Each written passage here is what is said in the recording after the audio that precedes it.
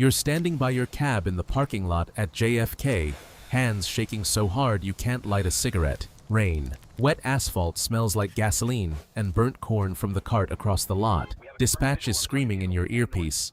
Cops are already on the way. You're on the list. You look at the back seat of your car, and there's a bag sitting there you should have never picked up. How the hell did you get here? You're 9 years old, living in a cramped apartment block on the edge of Odessa, and the fridge is empty more often than it's full. Your father fixes other people's cars for cash and a bottle.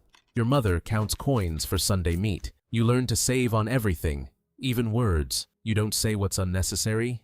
You don't ask for what's unnecessary. You didn't know yet that this habit of staying quiet and counting every cent would become your superpower across the ocean, and your trap too. You're 15, and English class is a full-blown disaster.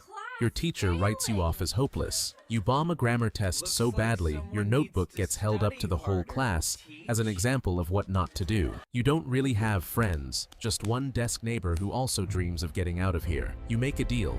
Whoever escapes first pulls the other one along. You're 18, your diploma is nothing special, and instead of college, you take a job hauling crates at a produce warehouse. Your first adult mistake, you think it's temporary. You had no idea temporary would stretch into 6 years of concrete pallets and a wrecked back. But first, one more moment that explains everything. You're 21, and in your pocket is your first paycheck from across the ocean. $640 in cash that smell like someone else's wallet and someone else's sweat. You see an ad, taxi drivers wanted, English not required, and you laugh bitterly because you realize this is your one shot. You take out a loan for a car at insane interest because there's no other option. You're 22, your first day behind the wheel of a yellow cab in New York, sticky steering wheel, the smell of someone else's cologne, and yesterday's fast food in the cabin.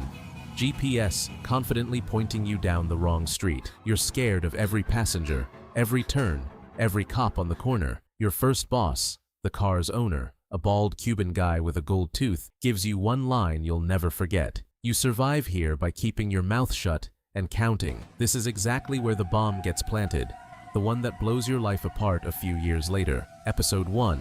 Your second week on the job, you forget to switch off the meter and drive an old lady in circles for 40 minutes instead of 15. She complains. Dispatch is furious.